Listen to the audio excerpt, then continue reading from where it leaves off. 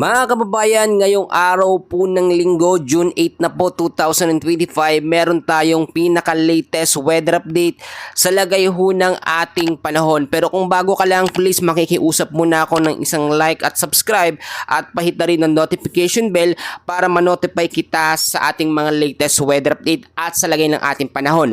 Sa kasalukuyan ho, ay minomonitor pa rin natin ang low pressure area na nasa loob po ng ating Philippine Area of Responsibility. Meron pang isang LPA pero nasa labas naman ng ating PAR. Unahin na muna natin yung nasa loob ng PAR, mga kaibigan. Estimated pong layo nito or lakosyon nito ngayon ay meron pong layo na 200 kilometers east of northeast of Virac, Catanduanes, at may layo namang 325 kilometers east of Daet, Camarines Norte.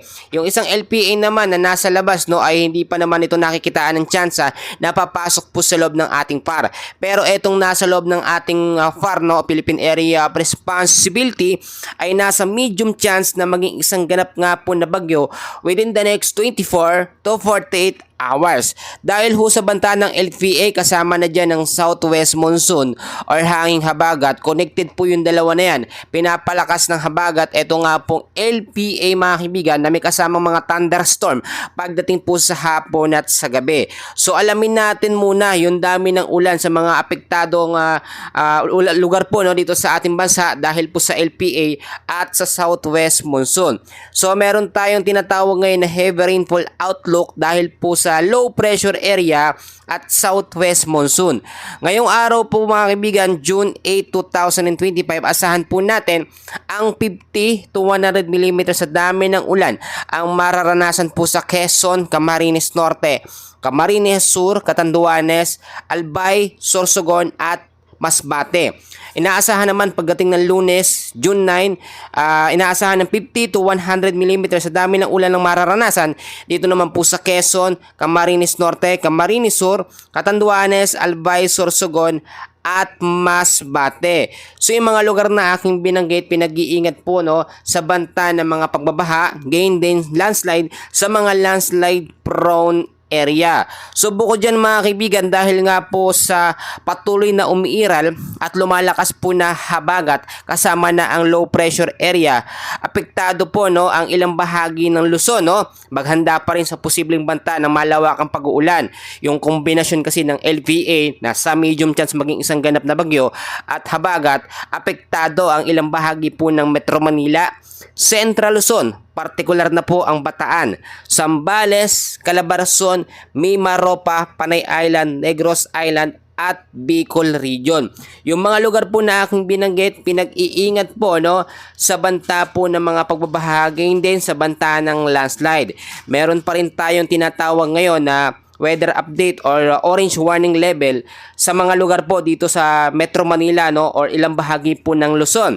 Isaasahan po sa ilang bahagi ng Bulacan, especially mamaya banggitin ko yung mga lugar, Bulacan, Metro Manila, Muntinlupa, Quezon City, Navotas, Caloocan, Marikina, Pasig, Las Piñas, kasama Rizal, Batangas at Cavite. Nasa orange warning level po ng pag-uulan, ng nararanasan, ng posibleng maranasan dyan.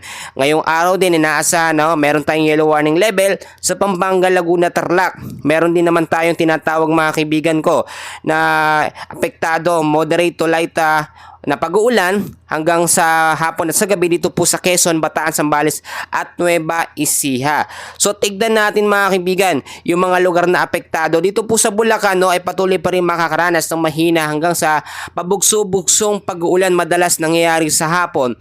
Dito nga po sa Bulacan, kasama yung mga lugar po ng Santa Maria, San Rafael, San Ildefonso, San Miguel, Baliwag, Bustos, Angat, Pandi, Doña Remedios, Trinidad at San Jose del Monte, Bulacan. So sa Rizal naman, kasama ang Binangonan, Angono, Taytay, San Mateo, Rodriguez, Antipolo at Baras. Sa Pampanga naman, San Luis, Candaba, kasama ang San Simon, Arayat, San Nueva Ecija, San Isidro, Cabiao, Gapan, San Antonio, Bangabon, Pantabangan at sa Laguna naman Calamba, Cabuyao, Los Baños, San Pedro. Sa Cavite, apektado din na malawakang pag-uulan dahil sa LPA ang Bacoor, Imos, Dasmariñas, kasama ang General Mariano Alvarez at Carmona. Yung mga lugar na aking binanggit, yung mababang lugar dyan, mag-ingat po tayo sa biglaang pagbabaha dahil nga po sa malakas at malawakang pag-uulan. Gayon din po sa mga landslide prone area. Nangyayari usually yung mga pagbabaha kapag hindi tayo nakahanda at marami pong mga basura ang nakakalat po, no, sa mga kalsada, especially yung mga kanal na laging nababarahan ng mga basura. Yan po talaga nagiging main cause ng pagbabaha. So ngayon mga kaibigan, dahil meron po tayong banta ng low pressure area na nasa loob ng PAR, medium chance maging isang ganap na bagyo within the next 24 to 48 hours, inaasahan din natin na ito po, no, ang magiging kauna-unahang bagyo na mabubuo po ngayon 2025. At tatawagin po natin itong bagyong Auring. Isa hanggang dalawang bagyo ang ina-expect natin ngayong buwan po ng June. So expected natin na ito ay posibleng maging unang bagyo na. So ang unang bagyo mga kaibigan, no, bagyong Auring, ay ina-expect natin na posibleng maging malakas dahil nga po sa kombinasyon ng thunderstorm at southwest monsoon na siyang nagpapalakas at humahatak po dito. Pero kinukonsider pa rin natin yung mga sitwasyon na posibleng mangyari. Kapag ka naging isang ganap na bagyo mga kaibigan, eto nga pong LPA na ito, medium chance mga kaibigan, posible naman itong mag-record o hindi direktang tumama sa ating Philippine landmass. Iba po yung nakapasok sa PAR, iba naman yung tatama o maglalandfall sa ating Philippine landmass. Mas matindi po ang epekto ng isang bagyo o low pressure area kapag direkta po itong tumama sa ating kaulapan, no? Kalupaan mga kaibigan.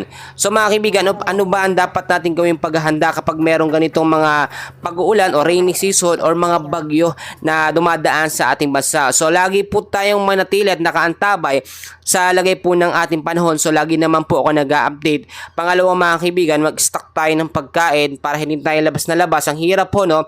Lalo na yung mga bahaing lugar. I-safety rin natin ating mga kagabitan, especially mga papeles natin na importante para kapag merong mga pagbabaha, no, ay nakasave ang ating mga gamit, no. At dagdag ko din mga kaibigan, no, palitan din natin yung mga light materials ng medyo matibay-tibay para naman sa malalakas na mga hangin. Once kasi na meron na tayong tropical depression or mahinang bagyo, agad magiging signal number 1 yan, which is meron pong kahit papaano katamtamang lakas po ng hangin. Sa ngayon mga kaibigan, marami din tayong kinukonsider dito dahil nga po 11 hanggang 19 na bagyo ang posibleng mabuo ngayong pong 2025. And usually talagang nag-start ang panahon ng tag-ulan ngayon nga pong June at posibleng tumagal ito hanggang Disyembre. Napaka-rare lamang yan mga kaibigan, pero nangyayari po yan talaga sa mga ganitong sitwasyon. So sa ngayon, yan muna ang update ko sa inyo sa lagay ng ating panahon. So manatili kayong nakalike at nakasubscribe at nakahit ang notification bell para kada update po natin sa lagay ng panahon ay nanonotify ko po kayo agad. Huwag nyo din kalimutan na i-share sa ating mga loved ones para updated sila sa lagay ng ating panahon. Maraming salamat, magandang araw ho sa inyong lahat.